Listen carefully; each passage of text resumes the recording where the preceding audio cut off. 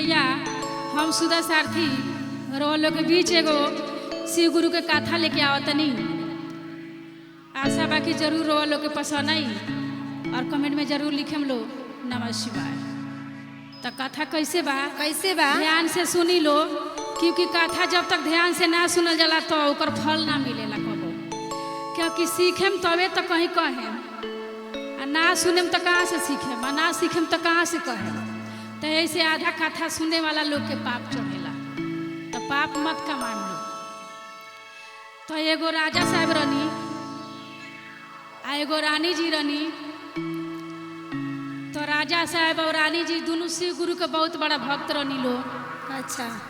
और नारद जी कहनी कि राजा और रानी तो शिव गुरु और बहुत बड़ा भक्त बानी लो, लेकिन ये लोग के नसीब में इतना ना, लड़की के नसीब खराब बाटे जौन की जन्म ली कि अब रो पूछबे मत करी। तो भोला जी कहनी कि हमार लीला तो अपरंपार बा और नारद के अलावा केहू नहीं खे जानत। तो भोला जी कहनी कि ठीक बा, बांझ के नाम तो मिटाए के होई नू, कैसे कि हमरा भक्ति में जो लीन बा वो बांझ नहीं के रह सकत और कबो दुखी नहीं के रह सकत। तो नारद जी कहनी कि ठीक बा, एगो लड़की तो रउआ उनका कोख में दे दी, कैसे कि राजा और रानी इतना बड़ा धन लेके का करी लो। तो गुरुजी बोलनी कि ठीक बा, लड़की तो दे देतानी होई, लेकिन लड़की के करम जरूर नाम रही, करम जर जाए। तो नारद मुनि कहनी कि कैसे जी? तो वो लड़की अभी तो राजा के घर में पैदा ली, लेकिन ओकर शादी लिखल बा कि ये तो मुर्दा लाश से आ ना तो साढ़ से, दुइये गो ओकरा करम में लड़का लिखल बा शादी वाला। तो बड़ा दुख के बात बा। तो नारद मुनि अचंभू में पड़ गईनी। और लड़की जब स्कूल जाए लगल तो मास्टर भी शिव गुरु के भक्त रहलन, आ जौन लड़की के करम में रहे उहो जानत रहलन जे एकर नसीब कैसन बा। तो शिव गुरु के भक्त जो रहलन मास्टर जी, वो लड़किया के आवे तो कहस कि एक करम जरूर बैठ पढ़ने के लिए, एक करम जरूर छुट्टी हो गया जा घर। तो अभी छोटी थी तो समझ में नहीं आत रही उसके, जब बड़ी हो गई तो बात समझने लगी। तो बोली एक दिन रूस गई और जाके छत पे सो गई थी धूप में। तो उसकी मम्मी बोली कि क्या बात है कि तुम रूठ के सो गई हो, आज स्कूल नहीं जा रही हो, बताओ। तो जो भी पहले रूठता था तो छत पे जाके सोता था। तो बोली क्या बात है? तो बोली कि मम्मी मैं जब भी स्कूल जाती हूँ ना तो मास्टर जी बोलते हैं कि करम जरूर पढ़ाई कर, करम जरूर छुट्टी हो गया घर जा, करम जरूर ही नाम बोलते हैं, जबकि मेरा नाम रानी है।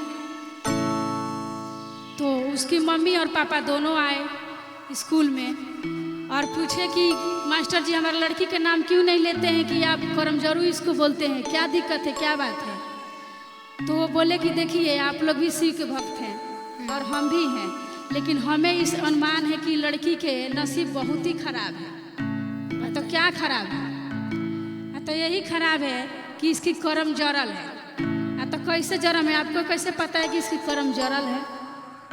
तो शिव गुरु इसकी करम बहुत ही खराब लिखे हैं। तो क्या लिखे हैं? तो इसका शादी किया तो साढ़ से होगा और नहीं तो मुर्दा लाश से होगा। तब राजा साहब और रानी जी दोनों अचंभू में हो गई और बोल रहे हैं कि इतना धन संपत्ति क्या होगा जो हमारे एक लड़की है इतना राजपाट में, वो भी साढ़ से या मुर्दा से शादी होगा। हम लोग राजपाट छोड़ के किसी दूसरे गांव में चलते हैं। तो राजा साहब बोले कि ठीक है चलते हैं, दूसरे गांव में जाएंगे तो कहीं अच्छा नसीब खुल जाएगा। तो ये लोग मारुति लेके आ बेटी को लेके वो गांव छोड़ के चले गए राजपाट। जात जात कुछ जगह मारुति रोका के लोग नाश्ता पानी करने के लिए रोका दिए गाड़ी। तले वहाँ से साढ़ एक स्पीड में आ रहा गाड़ी के पीछा करते हुए, साढ़ स्पीड में आ रहा है गाड़ी के पीछा करते हुए। तो ये लोग नाश्ता वास्ता नहीं कर रहे हैं और रानी जी कह रही है कि देखिए राजा जी वो आ रहा है साढ़, मास्टर जी के कहना सच हो रहा है, अब यहाँ से चलिए जल्दी। जा रहे जिधर जा रहे उधरे साढ़ जा रहा है, गाड़ी के पीछा पीछा लग गया साढ़। अब रानी साहिब बोली कि हे शिव गुरु जी हम अगर और सच्चा भक्त होखे तो ई धरती फाट जाई आ हम ओमे लेके कार सहित अपना बाल बच्चा लेके में घुस जाई ना तो ई साढ़ मानी ना कितना दूर से पीछा पीछा आवता। तो धरती फाट गई शिव गुरु के कृपा से अब ओमे गाड़ी लेके समा गई। फिर वो जी जहाँ गाड़ी समा गई वहाँ 8.5 दिन तक ले कौड़ी मलत बैठले रह गई। जय हो। तब शिव गुरु जी के सुमरली रानी साहिब बोली कि हे शिव गुरु अब का करी। तो 1.5 हफ्ता ले इंतजार कलक, गाड़ी ना निकलल धरती में से। तो साढ़ वहाँ से चल देलस। तब जाके ये लोग फिर मारुति निकलल शिव गुरु के कृपा से। फिर ये लोग जाए लागल गांव छोड़ के। तले दूसरा गांव में गई लो तो भूख लागल ये लोग के। अच्छा। तो भूख लागल तो एगो अच्छा सा घर महल जैसे देखल लो में। तो बोलल कि यही जी रोक के कल बा पानी पी ले के नाश्ता कर ले के तो चलल जाइए आगे मुँह। तो पानी पिए गई लो, नाश्ता करे घरवा में हर चीज रहे लेकिन कोई ना रहे घर में। अच्छा। कोई ना रहे तो कहल लो कि यही जी कल बा यही जी खा पी लेवे के आराम से चलल जाई। आ पहले वो घर में ताला लगा रहे। ये लोग जब गेट पर गए तो ताला अपने आप खुल गई। ये लोग अंदर जाके नाश्ता पानी करता। ओहू में शिव गुरु के महिमा हो। में शिव गुरु के महिमा। तो का भइल कि वो घरवा में लड़की अंदर गई कि हम जाता नहीं कल देख के आवता नहीं। माई पापा रुआ बाहर रही लोग। लड़किया जैसे अंदर आयल तो मेन गेट बंद हो गई, ताला लाग गई। आ माई या पापा बाहरे बालो। तो जब अंदर आ गई तो का भइल कि चूल्हा में आग रहे आ केहू वो घर में नहीं खे। चूल्हा में आग रहे तो अगिया पटपट पटपट उड़ के लड़किया के सिंदूर बन गई मांग में। जय हो। सिंदूर बन गई तो बाहर मम्मी पापा रोता, घर के बाहर लड़की रोती अंदर में। आ गेट खुलते नहीं के ताला लॉक हो गई। कहली ओकर माई की देखा तो घर में घूम घूम के कहीं कुछ बा। तो लड़किया घूम घूम के देखा तारी आ कह तारी कि ये माई एक जगह माटी लसियावल लाश तोपल बा, ऊपर घास उपजल बा, लाश जमल बा और कुछ नहीं खे। केहू के हमें मुर्दा तोपल बा। तो वो कहली कि माई की जौन गुरु जी कहनी तौन साँच हो गई। साढ़ से बचनी से तो लाश से तार शादी हो गई। जौन लिखल रहे हुए भाई। तो वो कहली कि अब हम का करी माई। आ तो ऐनक में जाके देखा अपन। तो ऐनक में देखा तारी तो पियर सिंदूर से मांग भर गई। उड़ उड़ के आग के जौन बूटी रहेला उड़ के मांग भर गई अपने आप। तो वो कहली कि अब हमनी का करी सब। ना ताला के चाबी बाकी खोल के माई बा पाई आ ना ई अंदर से बाहर जाइए लड़की। तो उनकर माई कहली कि लाश पे जौन दूब जामल बा ओकरे के एक एक करके नोची ह। जरूर गुरुजी दया करे में एक ना एक दिन। तो वह एक एक लाश के पर के दूब नोचत गईली 12 बरस तक नोचली दूब। 12 बरस के बाद खाली इतना दूर रह गए रहे मुँह पर के दूब नोचे के। तो गंगा के नहा लागल तो में उ गईली गंगा नहाए और एगो भिखारी नावत रहे। तो कहली कि भिखारिन के रख लेता नहीं घर में के बाना हम गंगा नहाए जाता नहीं। तो इनका के घर में रख देता नहीं हम जाता नहीं गंगा नहा के आए। तो इनका के घरे में रख ले घर के काम करी हम। तो का भइल कि भिखारिन के घर में रख के रानी के लड़की चल गई गंगा नहाए। अब बोलली कि लाश पर के दूब तू मत नोची ह, एको गो मत नोची ह। लेकिन उ काहे के माने जब भिखारी गंगा नहाए चल गई दुबुआ नोच देलस। जैसे थोड़ा सा दुबुआ रहे नोच देलस तले ओमे राम राम कह के लंबा सा मर्द उठ के बैठ गई। जय हो। मर्द से उठ के बैठ गईलन राम राम बोल के आ नमः शिवाय के जाप कर लगलन। कहलन जे 12 बरस के बाद हमरा मृत्यु में से दोबारा जन्म भइल बा। तले उ गंगा नहा के आ गईली। अली तो ई तो भिखारी नोच के अपन कारनामा कर लेलस। तो उ कहली कि ई दूब नोचे के माना कर लेनी तो काहे नोचलू ह। तो उ कहतारी कि हम कहनी कि कब ले अबू तले नोच देनी ह। तो उ जौन नमः शिवाय के जाप करके उठलन जौन मुर्दा में से जिंदा भई रहलन। तो पूछलन दोनों जानी से कि मेरा सेवा किसने किया। तो रानी साहिबा जो बोलली उहे कहत चुप बाड़ी तले भिखारिन कहती है कि सेवा हमने किया 12 बरस तक। तो शादी भिखारिन से वो कर लिए और फिर रानी साहिबा नौकरानी बन गई। तो फिर वो बाजार जा रहे थे तो बोले कि किसको क्या चाहिए? तो वो बोली, भिखारिन बोली कि हमको श्रृंगार के सामान ले आना, और रानी साहिबा बोली कि हमको एक कठपुतली ले आना, कठपुतली ले आना। तो वो बोले ठीक है। तो कठपुतली लेके आए और शादी भिखारिन से हो गया।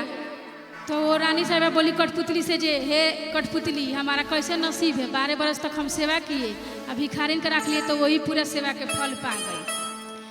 तो शंकर भगवान सपना में आए और बोले कि नहीं, तुम्हारा जो सेवा है तो फल तुम्ही को मिलेगा, कि 9 दिन और पुराना 100 दिन। आप तो पुरानी हो, आप सेवा की हो, आप ही को मिलेगा। सारा सुन लिए राजा साहब और नौकरानी के घर से बाहर निकाल दिए और रानी साहिबा से दोबारा शादी करके अब सब कुछ आजाद हो गया। अब भोलेनाथ की कृपा बरस गया।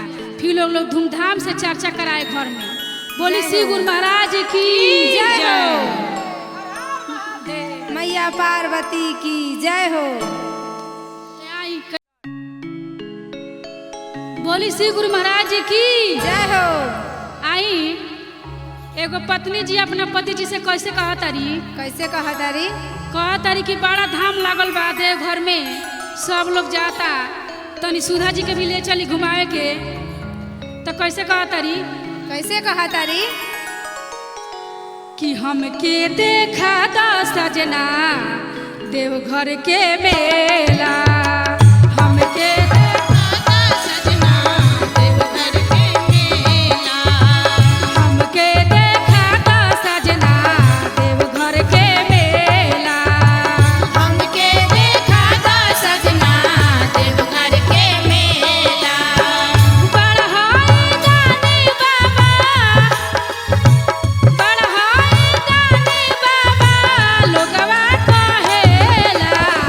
हमके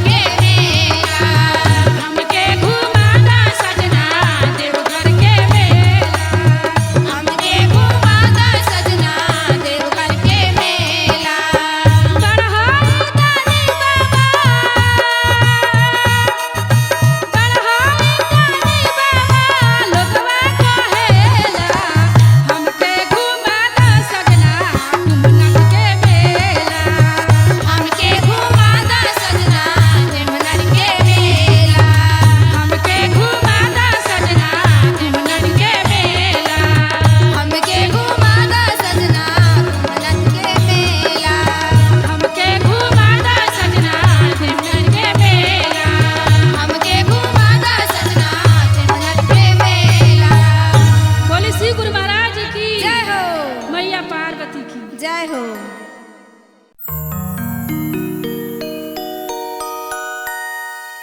आई भैया हम सुधा सारथी रोलो के बीच एगो भजन लेके आओ तनी। आशा ना पूरा विश्वास बाकी रोलो के प्यार दुलार जरूर मिली। जरूर मिली हो। तो एक जानी कैसे कहतारी कहतारी कि सबके हो जाताटे कैलाश धाम अपना पति जी के मनावतारी कि तनी रउआ चली। पूनम पांडे भी जातारी और कविता झा भी जातारी और हमार मधु और प्रियंका भी जातारी और साथ में हमार सपरा नानी भी जातारी और सौर पीढ़ियार लोग तो जाता ही बा और गावत बजावत सुधा सारथी भी जातारी। माई के मत छोड़ा। माई भी तो हमारा संगे संगे भी जाली। राजू बा तो कहीं जानी तो कैसे मनावतारी कैसे कि ले ला बेल के पतैया जय हो। ले ला भांग के पतैया क्या बात है। ले ला बेल के पतैया ले ला भांग के पतैया कैलाश चलाए राजा दया मांगे दोनों प्राणी। कैलाश चलाए राजा दया मांगे दोनों प्राणी। बेल के पतैया ले ला फूल के पतैया ले ला बेल के पतैया ले ला भांग के पतैया।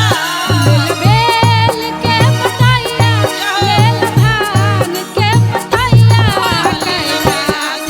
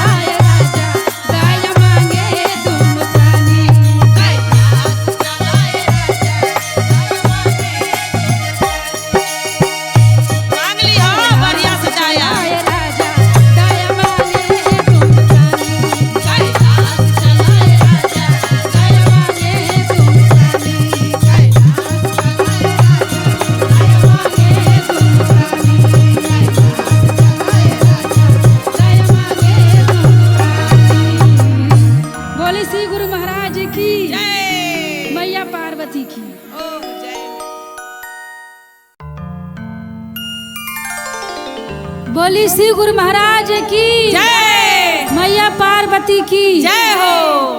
आई प्रिया जी के घरे चर्चा न धाइल बा। हाँ लदाइल बा। और सब शिष्या लोग के बोलैले बाड़ी। हाँ आ गेल बनी और चर्चा करवावत तारी। चर्चा होता। चर्चा कहीं आज एगो। हाँ चर्चा कहतानी।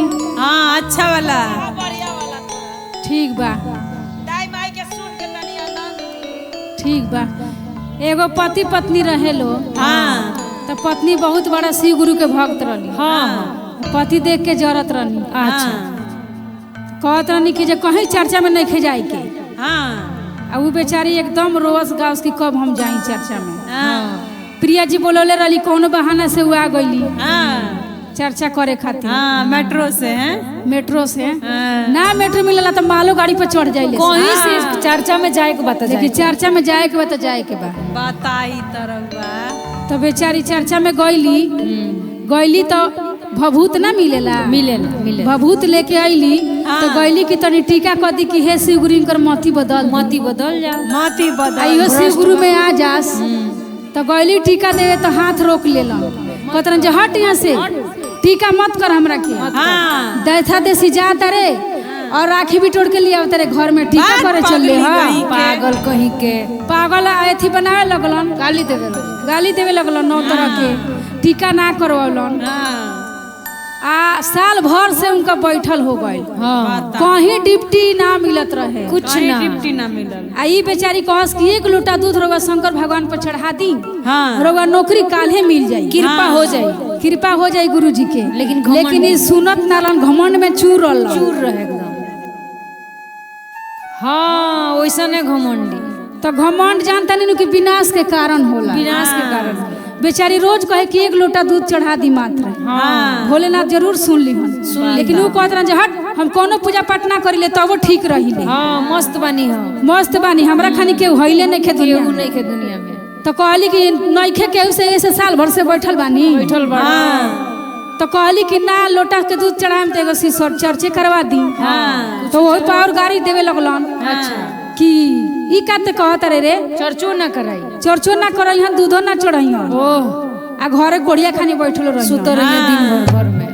तो कहली कि जे हे गुरुजी एकर कब दिमाग लौटाए आ कब एकर नजर फेरे में एकरा पर एकरे पर फेरी नजर। एकरे पर फेरी दिन भर फेरी नजर। एक रुपया घर में ना रहे। हाँ अभी पैदल जाता कमाए खातिर बाहर हार पाच के पैदल बताओ। पैसा रही तब न ट्रेन के टिकट मिली। तो टीटी बजाई सोटा। अब घर में खाए के ना रहे। बाल बच्चा रहे लो तो रोस कि हई किंदी हऊ किंदी। बेचारी के काम करके आवस तक घर खर्चा चलत रहे। तो कहली कि या तो कमाए जाई ना तो हमनी के जहर दे के सब बाल बच्चा के मुआ दी। हाँ मुआइए बोल। तो कादू दिमाग में आई तो कहता कि गाड़ी के तो पैसा बा ना। अच्छा तार कोनो जेवर बा तो द गिरवी रख के आई। लालची तो वो कहली कि जे एक भी तो जेवर छोड़िल नहीं खा तो कहाँ से दी कि गिरवी रख के बेच देहल सब बेच देल कुछ नहीं खे घर में। एगो साड़ी ले उनकर बहनी के धो देले रहे। ओहो हाय रे मरद ऐसन मरद रहे। तो कहली कि हे शिव गुरु कैसन दिन देखाओ तनी एकरा चलते हमरो के। काहे कि गेहूं के संगे घूनो पिसाला हो। तो कहली कि अब हम कुछ नहीं की करत जहर लिया के दे दो मर जाए सब। तो कहता कि ना ना नत मरलो तू मई के चला जा बाल बच्चा लेके। खाए पिए के दिक्कत बा हम जाता नहीं बाहरा। तो कहली कि के न जाए मैं तो पैदले जाए में 1 महीना पर तो पहुँचम दिल्ली में कमाए खातिर। दिल्ली में ना दिल्ली में हाँ 1 महीना लागिए जाई 1000 किलोमीटर बा बिहार। तो पैदल वहाँ से चल देलन घर से। चलत गोड़ हाथ थाक गइल तो फिर कोनो पुलिया रहे। अच्छा ऊपर पाका रहे वही पर सुत गलन गमछा बिछा के। आ नल चलत रहे तो पानी पी लेलन ना खाए के ठीक ना पिए के ठीक। आ यहाँ शिव गुरु के भजन में चल देली लीन बाड़ी। भोरे उठली भजन कहीं होत रहे चर्चा तो चल गली चर्चा में। अच्छा चल गईली तो वहाँ दया मांगली कि हे गुरुजी घर से तो गई बड़ा ना कितनो खराब पति हुई तो जरूर पत्नी के दिल में दया आवेला रहेला कि हे गुरुजी चाहे जैसन भी बा ओकरा के अच्छा खासा राखे। ना पैसा बा जेब में ना खाना देले बानी कुछ केंग जात हन केंग ना दिल्ली में हमरा संसार लागल बा तो भोलेनाथ तो सब पर ध्यान रखेनी, तो ध्यान रखले बानी। तो जात जात और कुछ दूर गइलन तो एगो साधु बाबा मिललन। जब यहाँ दया मंगली तो साधु बाबा मिललन। तो कहलन कि कहाँ जाता रहा बच्चा, काहे इतना उदास बड़ा? अच्छा। आ तो कहाँ जाता नी, ना घर के ठेकाना बा, ना खाए के ठेकाना बा, ना काम मिलता। आ हमार मेहरारू इतना भजने करेले, आ ओकरा दया से भगवान के कोनो दये नहीं के हमरा ऊपर। तो बाबा कहलन कि तू भगवान के माने लो? आ तो ना, हम ना मानिले। तब कहाँ से हुई? तो कहलन जब ना मांगल भगवान के दया के चेष्टा कहाँ से करता रह? कहीं ना। आ तो का करी? तो बाबा यहाँ तो दया मांगो तारिया ना धुन, तो इनकरे बतिया न सुनी हन भोलेनाथ। तू तो दानियों में महादानी। तो जात जात गइलन तो अब भोले जी मिल गईनी एथी के रूप में साधु बाबा के। तो पूछनी कि हमरा से कुछ मांगो। तब फिर उनका गुमान बा कि अपना तो खुदे भीख मांगो तारा झोड़ी लेके, तो हमरा के का देबा जे कह तारा जे मांगो? तू तो सही बात बा। तो कहलन कि कुछ तो मांग के देखो। तो तारा झोड़िया में का बा? कपड़ा लता लुगड़ी पुगड़ी ले ले बड़े, उहे मांगी। तो ऊ कहलन जे अच्छा कुछ मांगो ना, हम देतानी। तो कहलन अच्छा ठीक बा, तो का देबो? तो एगो बेल के पत्ता निकाल के झोरी में से बाबा आ उनका के दे दे। जय शिव जय शिव जय शिव। भोलेनाथ जी के चमत्कार देखी, आ वो चमत्कार भइल की जय। वो चमत्कार भइल तो उनका पत्नी के कृपा से भइल। इनकर तो कुछ ना, इनकर कुछ ना। फिर भी बाबा तो बाबा हई, सुनिए लेवे नी। बाबा तो बाबा हई हो। तो एगो बेल के पत्ता देहनी आ कुछ दूर गइलन तो एगो साहेब के गाड़ी धनी मनी कंपनी के मालिक से टकरा गइलन। हे गुरुजी राउर महिमा अपरंपार बा। तो जब एगो साहेब के गाड़ी से टकरा गइलन तो उझार उठ के उठौलस, कहीं चोट ना लागल। आ कहलस कि जे कहाँ जा रहे हो? तो ऊ कहत रहन कि कहाँ जातनी, हम तो गरीब आदमी है, रोड पर खातनी, रोड पर सुततनी, खाए के भी ठीक नहीं खे, काम ढूंढे जातनी। आ तो हमारा कंपनी में काम करब? तो ऊ कहत रहन जे कामे खातिर तो हम जातनी, तो काम करम ना। आ तो चलो हम तरह के नौकरी देतानी। चली। वहाँ गइलन तो मैनेजर के नौकरी 30,000 के लागल। बताव। जय भोलेनाथ, जय भोले। जय गुरुजी राउर कृपा। मैनेजर बन गइल। मैनेजर बन गइलन। पंकज जी ना, मधु दीदी के दूल्हा अब इंटरनेशनल लेवल के मैनेजर बा। अब घरे फोन करतारन, जब नौकरी लाग गइल 2 हफ्ता के बाद। अच्छा। तो फोन करतारन कि का समाचार बा? तो ई कहतारी कि ठीक बा, रउआ कैसन बानी ई बताई। अरे नौकरी के छोड़ी खाइनी है पियनी है कुछ की ना? कहतारन कि जे खैनी पियनी है और चर्चा के तहरा बहुत हमरा फायदा मिलल। हमार गलती सही माफ करी हो। एगो साधु बाबा मिललन, बेल के पाता देलन, ओकरा बाद हमारा नौकरी लाग गई। जय भोलेनाथ, जय हो। तो कहली कि अब ई बताई कि घरे कहिया आवतन, या चर्चा कहिया करावल जाओ? तो भोलेनाथ जी के कृपा से इनकर मुंड बदल गई और कहत रहन कि हम काले घरे आवतनी 2 दिन खाती, आ तू चर्चा घरे ना धो। तो कैसे कहतारी? कैसे हो? तो सैया छुट्टी लेके आवतानी घरवा। जय हो। जो शिव चर्चा हो खता। सैया छुट्टी लेके आवतानी घरवा, घर में शिव चर्चा हो खता।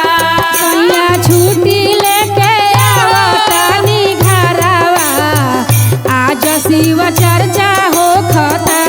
सैया छुट्टी लेके आवतानी घरवा, आज शिव चर्चा हो खता। पहिले उतरिया में हंदार नाथ के मेला में। पहिले उतारी हकेदार नाथ के मेला हो। पहिले उतारी हा तू जानता के मंदिर पर। जानता के मंदिर पर, जानता के मंदिर पर। कौन ये ले आई हा जाहो? जय हो। तो सैया ले आई हा 108 के मालावा, आज शिव चर्चा हो खता। सैया ले आई हा घर का गंगारावा, आज शिव चर्चा हो खता। सैया ले ले अइहा 108 के मालावा आज शिव चर्चा हो खता सैया ले ले अइहा 108 के मालावा आज शिव चर्चा हो खता। अइलन घरे चर्चा न धाइल बा धूमधाम से टेंट गिरल बा बहुत लोग के कलाकार लोग के बोलावल बा जितना हमार टीम बा सब लोग शिष्या बहन गइल बा चर्चा में प्रिया जी के घरे चर्चा धूमधाम से होता डॉक्टर साहब के जरूर बुलाई डॉक्टर साहब भी लेके आइल बानी और सुधा सारथी के बोला के चर्चा करवाओ तनी और पति जी आ गनी घरे 20,000 लगा के चर्चा भइल राजू बाबा के पूरा टीम गए रहे बजावे खातिर आ इतना अमीर हो गइलो चर्चा करावला के बाद कि जे पूछबे मत करी भोला जी के चमत्कार हो गई शिव गुरु के चमत्कार बा हो पूरा जिंदगी बदल गई हे भोलेनाथ जी और महिमा अपार बा जैसन वो लोग के दया कैनी वैसे हमरा सब शिष्या बहन पर दया करी बोली शिव गुरु महाराज की मधु पर भी दया करी सब लोग पर करे भोलेनाथ जी के तो दिले बड़का बा।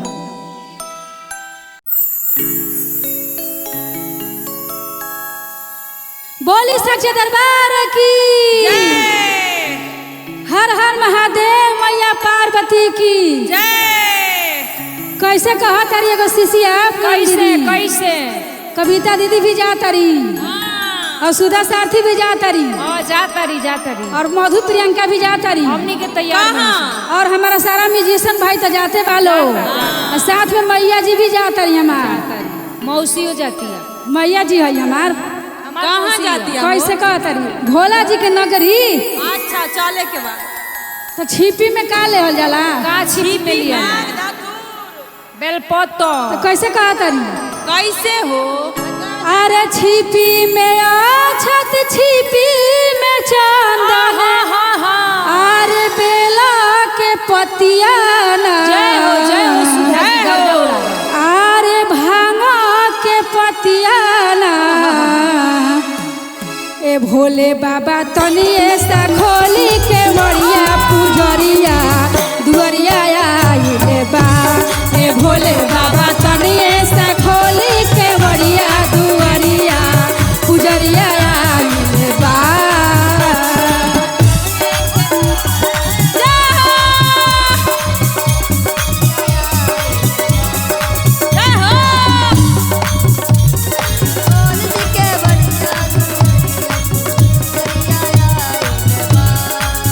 और कैसे कहा करी गंगा गयनी जल भर लईनी गंगा गयनी जल भर लईनी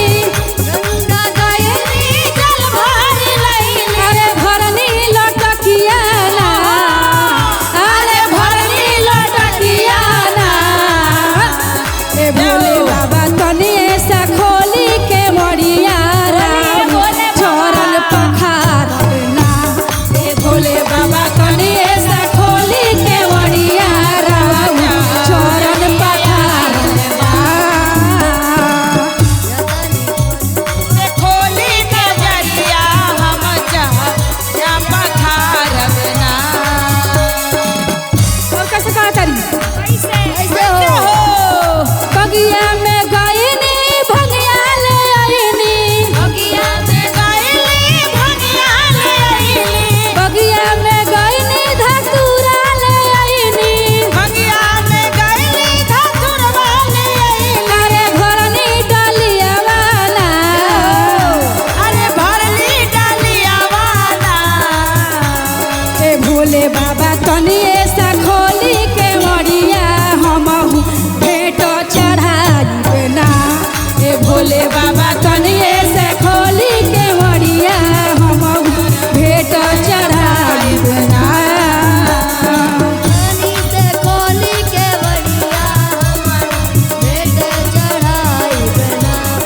भोला बाबा तन के से खोली के जरिया राम मंदिर सजिया पाइब ना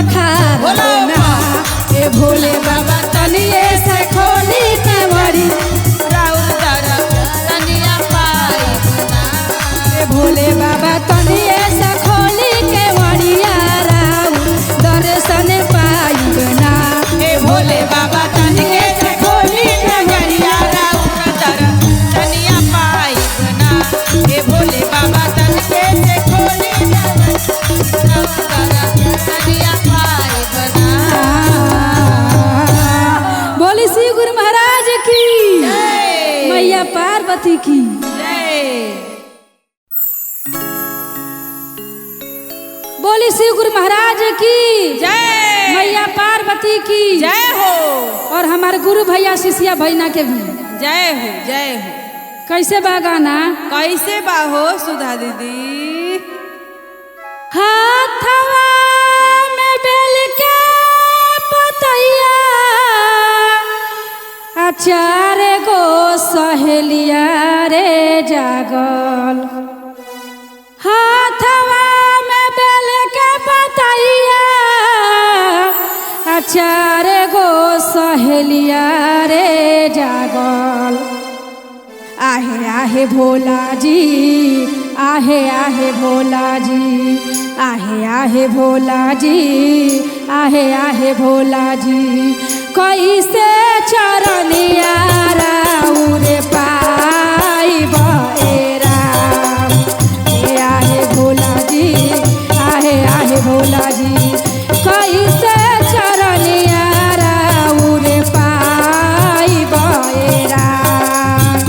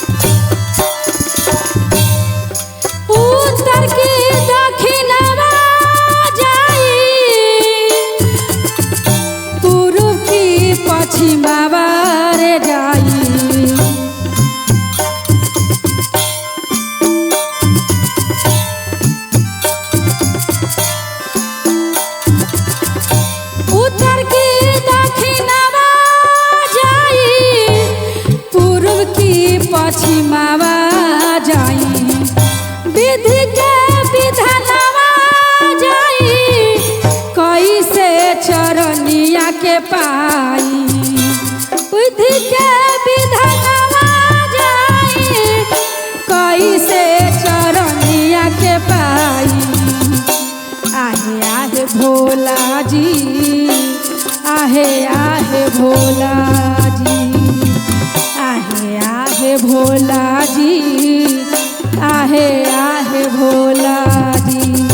कैसे दर्शनिया राउर पाइब ए राम। आहे आहे भोला जी, आहे आहे भोला जी। कैसे दर्शनिया राउर पाइब ए राम।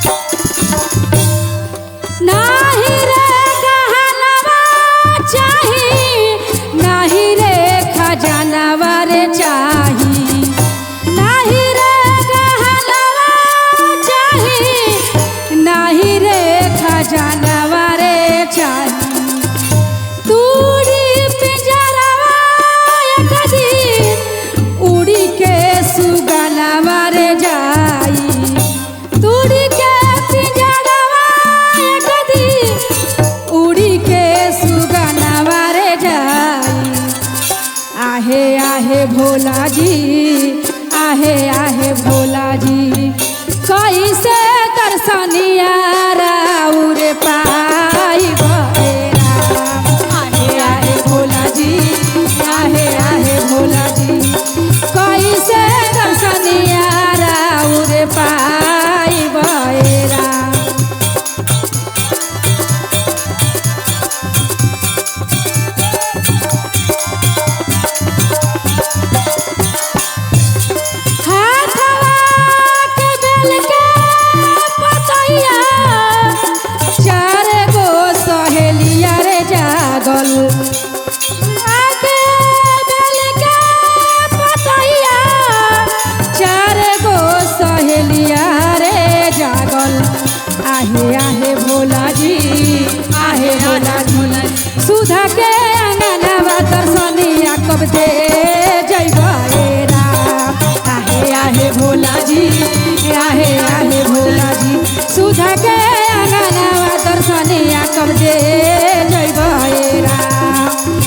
आहे भोला जी आहे भोला जी सुधा के अंगनावा दर्शनी कब दे जइबा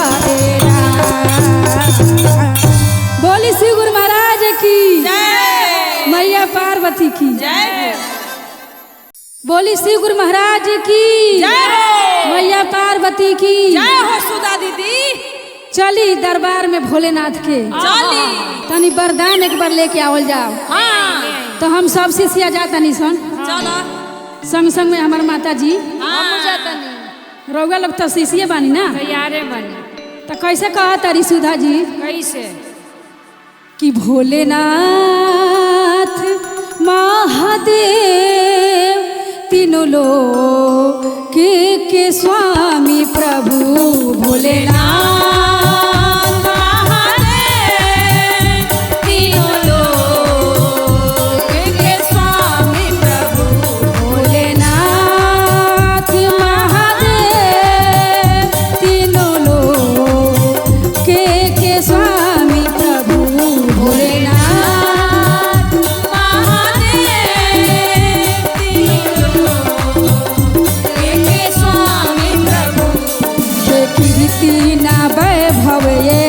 चाहिए मुझे भोले ही नाम का रस चाहिए मुझको कीर्ति ना वैभव ना यश चाहिए नाथ का नाम का रस चाहिए मुझे कीर्ति ना वैभव यश चाहिए मुझे भोले ही नाम का रस चाहिए मुझको कीर्ति ना वैभव ना यश चाहिए मुझे भोले के नाम का रस चाहिए मैं तो शिष्या हूँ भोले का सुमरन करूँ कहा मैया या भोले का चिंतन करूँ गौरा मैया आ भोले का चिंतन करूं गौरा मैया और भोले का चिंतन करूं मैं तो शिष्या हूँ भोले का सुमिरन करूँ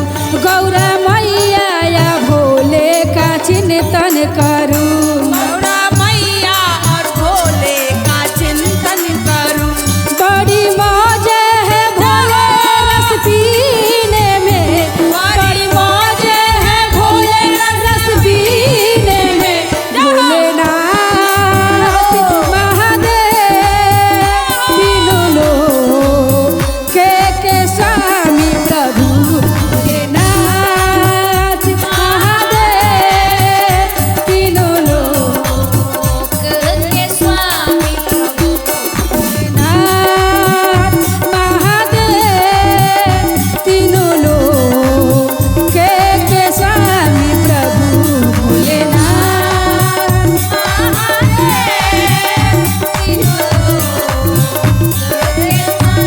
कोई देख लो मेरे दिल में कोई देख लो मेरे दिल में भोलेनाथ महादेव तीनों लोग के स्वामी प्रभु भोलेनाथ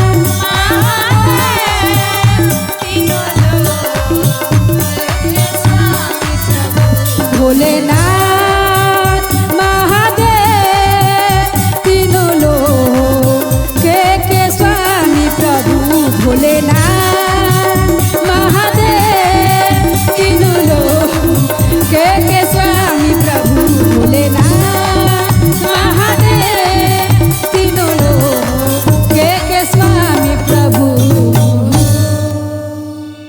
बोली श्री गुरु महाराज की जय मैया पार्वती की जय संग में कार्तिक गणेश के भी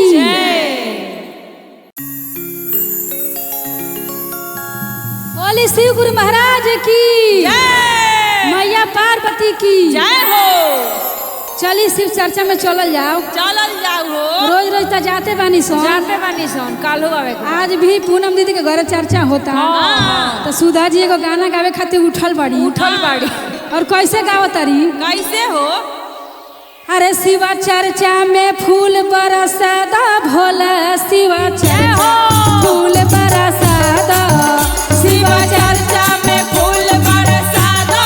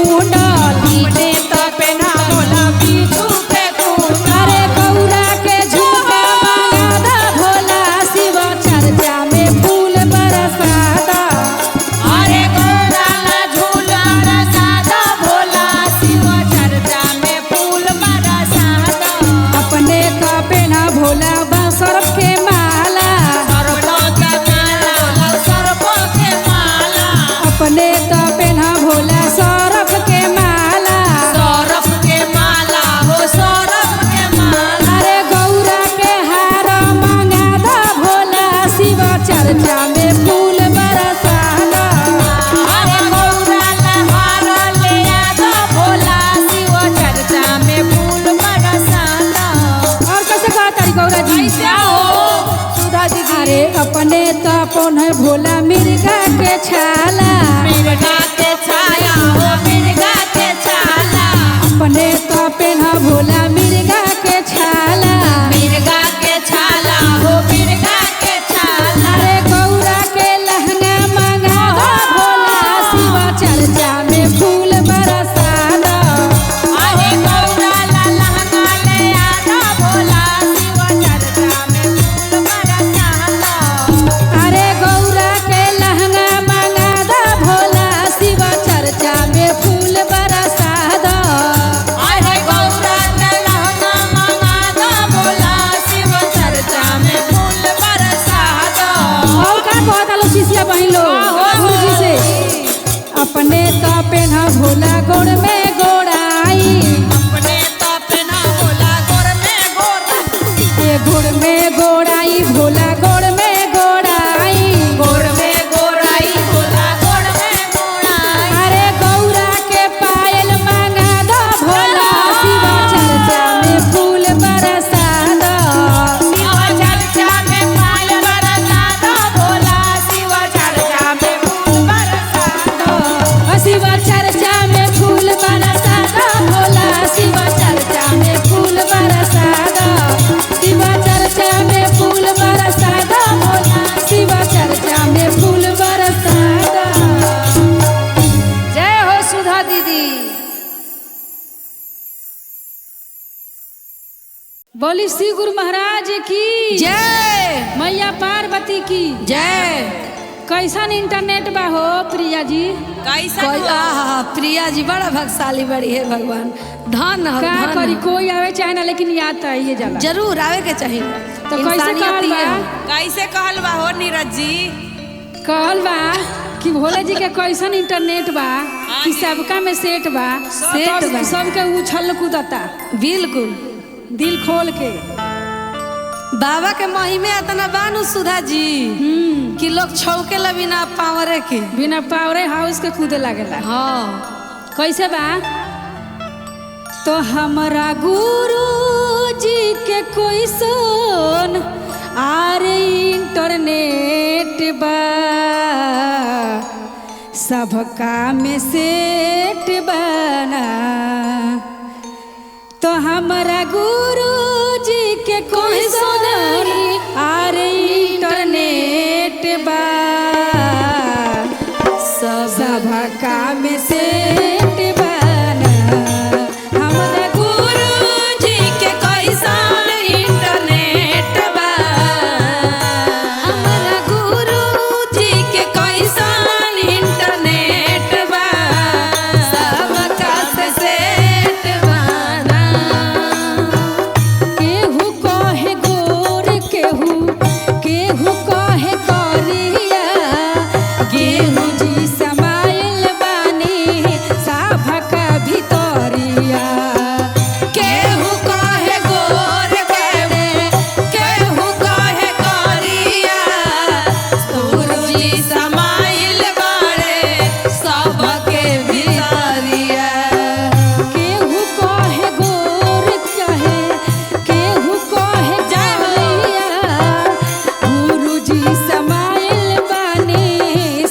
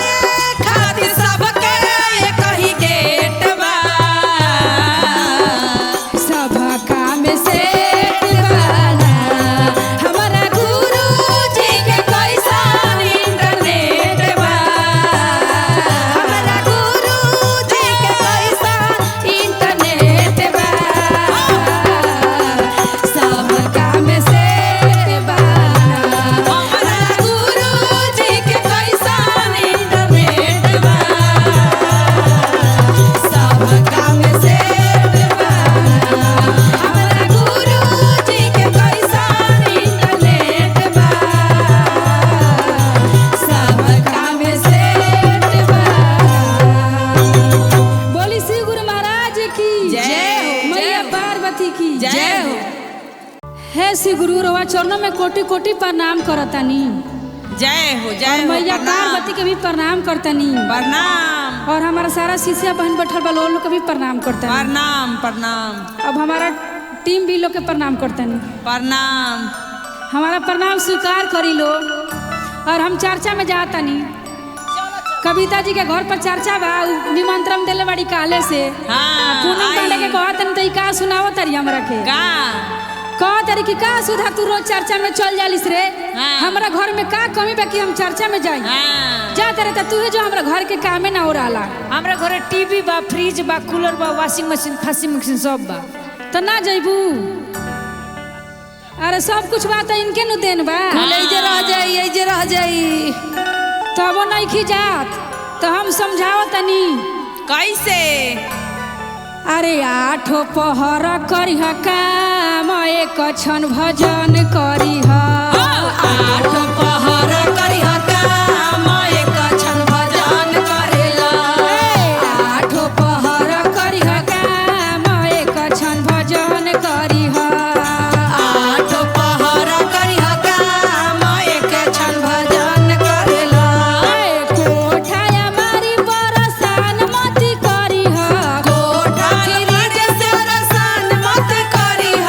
कोठाया टारी परसान मति करिह। कोठा अटारी परेशान जन करिह। रहिया में जइबू अकेल गुरु से मेल करिह। रहिया में जइबू अकेल गुरु से मेल करिह। रहिया में जइबू अकेल गुरुजी से मेल करिह। रहिया में जइबू अकेल गुरुजी से मेल करिह। बोए के रुपिया पसान मति करिह। बैंक के रुपया परेशान मत करिह। बोए के रुपिया पसान मति करिह। बैंक के रुपया परेशान मत करिह। रहिया में जइबू अकेल गुरुजी से मेल करिह। रहिया में जाए के अकेल शिवजी से मेल करिह। और समझाओ तरीका कहता का कहतारी हो? सब कहू तो सब कहू अब पतियों साथ छोड़ दी। हाँ। लेकिन गुरुजी साथ ना छोड़े। ना छोड़ी। कैसे कहतारी? कैसे कैसे से जाके स्वामी परसान मति करिह। मत करिह सान मत करिह। से जाके स्वामी बगुमान मति करिह। मत करिह गुमान मत करिह। वो एक दिन छोड़ी दी है साथ गुरुजी से मेल करिह। रहिया में जाए के अकेल शिवजी से मेल करिह। का कहतारी कि हरेंद्र भैया के कहना मान ले के बा। एला शिवजी से मेल करिह। तीन सुतरवा के ज्ञान तू लेल। तीन सुलेला के ज्ञान तू लेला। तीन सुतरवा के ज्ञान तू लेल। ज्ञान सुलेला के ज्ञान तू लेला। पहिला में दया मांगो दूसरा में चर्चा। पहिला में दया मंगिहा दूसरा में चर्चा। पहिला में करिह प्रणाम लगी नाही ताहर कौनो खर्चा। पहिला में करिहा प्रणाम लागी ना सोहार कोनो खर्चा। तीसरे में करिह प्रणाम गुरुजी से मेल करिह। अरे तीसरा में करिहा प्रणाम शिवजी से मेल करिहा। आठो पहर करिह काम एक क्षण भजन करिह। आठो पहर करिहा काम एक क्षण भजन करिहा। आठो पहर करिह काम एक क्षण भजन करिह। आठो पहर करिहा काम एक क्षण भजन करिहा। आठो पहर करिह काम एक क्षण भजन करिह। अरे कर लिया हो भजन। कर ले, बोली कर ले। शिव गुरु महाराज की जय। जय पार्वती की जय हो।